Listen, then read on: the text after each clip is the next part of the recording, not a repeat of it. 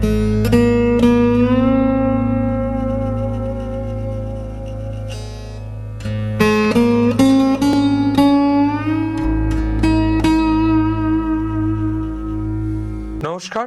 ঋষিবাণীর আরও একটা নতুন পর্বে আমি অর্ণব আপনাদের স্বাগত জানাই। প্রত্যেকটি পর্বে আপনাদের বিভিন্ন সমস্যা এবং তার প্রতিকারের উপায় নিয়ে যিনি আমাদের মধ্যে হাজির থাকেন তিনি আমাদের সকলের ভীষণ কাছের মানুষ, শান্তনুবাবু, শান্তনু শাস্ত্রী। নমস্কার শান্তনুবাবু, আবারও চলে এসেছি এবং বিভিন্ন বিষয় নিয়ে জানবো। আজকে জানবো মেষ রাশি নিয়ে। প্রথমে মেষ রাশি বলতে কি বলবেন? একটু উগ্র, একটু হঠকারী, মাঝে মাঝে মাথা গরম, ভীষণ বন্ধু প্রেম, সবাইকে নিয়ে চলবো, খেলাধুলা করব, জীবনকে উপভোগ করব, এটাই মেষ রাশি। খাবো দাবো, ঘুরবো ফিরবো, সব জায়গায় একটু হ্যাপিনেস চাই, আনন্দ চাই, হাই এনার্জি লেভেল, এটাই মেষ রাশি। বাহ, খুব সুন্দর বললেন মেষ রাশির সম্পর্কে। এবার বরং একদম শিশুদের থেকে শুরু করি।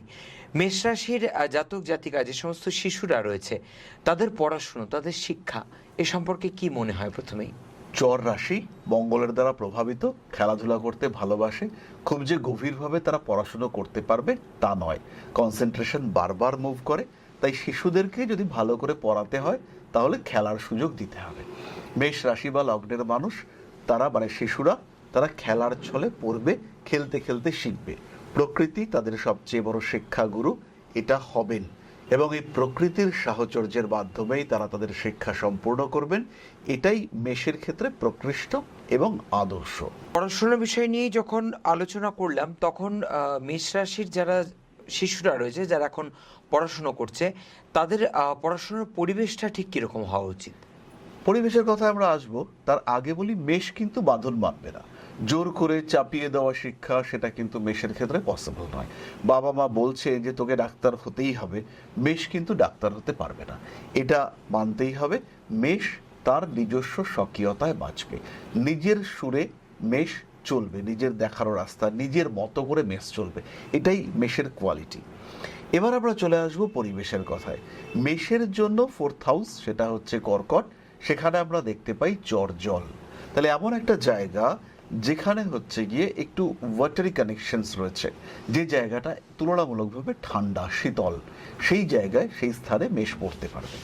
সাধারণত পড়াশুনো করবার জন্য আমরা নর্থ ইস্ট বা ওয়েস্ট সাউথ ওয়েস্ট এই দিকটিকে প্রেফার করে থাকি। তো মেষ রাশি বা লগ্নের মানুষ তারাও সেখানেই পড়াশোনা করবেন, কিন্তু তারা যেখানে পড়ছে সেখানে একটু জলের ব্যবস্থা থাকবে। হতে পারে সেখানে একটা অ্যাকোয়ারিয়াম রয়েছে, হতে পারে একটা বোতলের মধ্যে দু একটি মাছ ঘুরে বেড়াচ্ছে, এটা হতে পারে মেষের ক্ষেত্রে। অথবা একটা ঝর্ণার ছবি রয়েছে, একটা সমুদ্রের ছবি, সেখানে সূর্য উদয় হচ্ছে, তার কিন্তু একটা ডিরেকশন আছে, সূর্য উদয় হলে সেটাকে অবশ্যই পূর্ব দিকে বসাতে হবে। এরকম কিছু সিম্বলিক পরিবেশ এনভায়রনমেন্ট আমরা ক্রিয়েট করতে পারি। তবে খেয়াল রাখতে হবে মেষের যে পড়ার টেবিল হবে সেটা কিন্তু হোয়াইট হবে। মেষের যে সাবজেক্টে পড়াশুনোর ক্ষেত্রে দুর্বলতা রয়েছে তার ওপরের যে কভার, মলাট বইয়ের কভার, সেটা হোয়াইট হবে এবং তার উপরে অবশ্যই ব্লু লাইন দিয়ে লিখতে হবে শিশুর নাম। তখনই কিন্তু মেষের পড়াশুনোর জায়গাটা অনেকটা বেটার হতে দেখতে পাওয়া যাবে। বাহ, খুব সুন্দর পড়াশোনার একটা পরিবেশ সম্পর্কে আমরা জানতে পারলাম কিভাবে সাজিয়ে তোলা যাবে। এরপর যেটা জানতে চাইবো তা হলো মেষ রাশির যারা জাতক জাতিকা মধ্যে যারা ছাত্রছাত্রী, তারা তাদের পড়াশোনার ক্ষেত্রে স্মৃতিশক্তি বাড়াবার জন্য কি কি করতে পারে? মেষ রাশি বা লগ্নের মানুষরা স্মৃতিশক্তি বাড়ানোর জন্য খুব সিম্পল একটা টোটকা বলি। এদের পড়াশুনো করবার জন্য নর্থ ইস্টের দিকে মুখ করে যদি এরা বসে, হয়তো এদের ঘর কোনো একটা দিকে রয়েছে, পশ্চিমেই বসেছে পড়তে, কিন্তু যেখানে আমি বসেছি সেইখানে কম্পাস বসিয়ে একদম নর্থ ইস্ট সেই দিকটাতে আমি তাকিয়ে বসে পড়বো, সেই দিকে পড়লে আমার মেমোরি গ্রোথ হতে দেখতে পাওয়া যাবে। প্রত্যেক দিন সকালবেলা ঘুম থেকে উঠবার পরে এক খণ্ড কাঁচা হলুদ আর সেটা মধুর সঙ্গে দিয়ে সেবন করতে হবে। যদি পসিবল হয় সকালবেলা ঘুম থেকে উঠে একটু কনসেন্ট্রেশন বাড়ানোর চেষ্টা, একটু মেডিটেশন, ঠাকুর ঘরে কিছুটা সময় কাটানো, গাছপালাদের সঙ্গে কিছুটা সময় কাটানো, এটা করা যেতে পারে। এর সঙ্গে সঙ্গে মেষ রাশি বা লগ্নের মানুষ তাদের পড়াশুনো করবার জায়গায় কিছু পিরামিড বা সৃজনত্রম এগুলো যদি প্লেস করা যায়, সেটাও কিন্তু তাদের স্মৃতিশক্তি ধীরে ধীরে এনার্জাইজ করতে পারে। তবে আলটিমেটলি যেটা খেয়াল রাখতে হবে সেটি হলো মন দিয়ে পড়তে হবে, পড়ার সঙ্গে সঙ্গে লিখতে হবে। মেষ চঞ্চল, মেষ মানেই চঞ্চল, তাকে বারবার লিখতে হবে। আর লেখা যদি মনে না থাকে তাহলে দেখে দেখে লেখা যেতে পারে। একই কোশ্চেন বারবার লিখতে হবে এবং তার ফলে এই যে বারবার অভ্যাস, রেপিটেশন, মেষ এটা পছন্দ করেন আর রেপিটেশনের মাধ্যমেই মেষের মেমোরি এটা বাড়তে দেখতে পাওয়া যাবে। মেষের মানসিক উন্নতি বা তার ইমপ্রুভমেন্ট এটা খুব একটা কঠিন ব্যাপার নয়। এই বিষয়টাকে গ্রহণ করা, এই কাজকর্মগুলোকে করা, এগুলো খুব একটা কঠিন নয়। তাই খুব সহজেই মেষ তার স্মৃতিশক্তি বাড়িয়ে তুলতে পারেন। আমরা এতক্ষণ মেষ রাশির যারা শিশু, যারা পড়াশোনা করছে, শিশু বা একটু বড় যারা ছাত্রাবস্থায় রয়েছে তাদের সম্পর্কে জানলাম।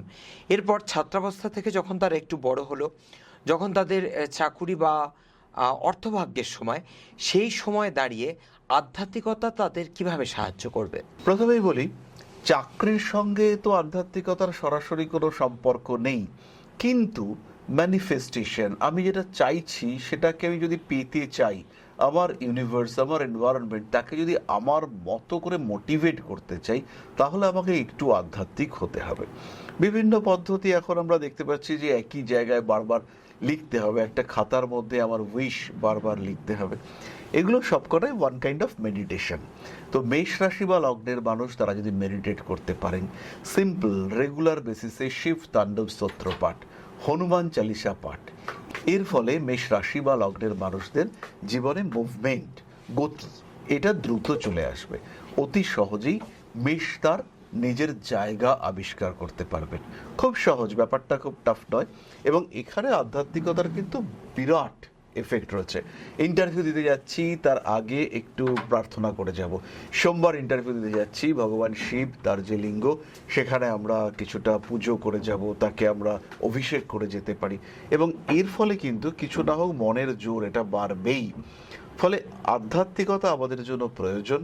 এবং চাকরি হোক, ব্যবসা হোক, কারোর সঙ্গে মিটিং হোক, ফার্স্ট ডেটিং হোক, যাই হোক না কেন, স্পিরিচুয়াল সাপোর্ট আমাদের নেওয়া উচিত। মেষ রাশি বা লগ্নের মানুষদের যাদের জীবন অতি পরিবর্তনশীল তাদের তো অবশ্যই নেওয়া উচিত। অনেক ধন্যবাদ শান্তনুবাবু। আজকের পর্ব থেকে আমরা অনেক বিষয় জানতে পারলাম। আগামী দিনে আবারও ফিরে আসবো নতুন করে বিষয় নিয়ে। নমস্কার। নমস্কার, ভালো থাকুন। জয় মা আদিশক্তি।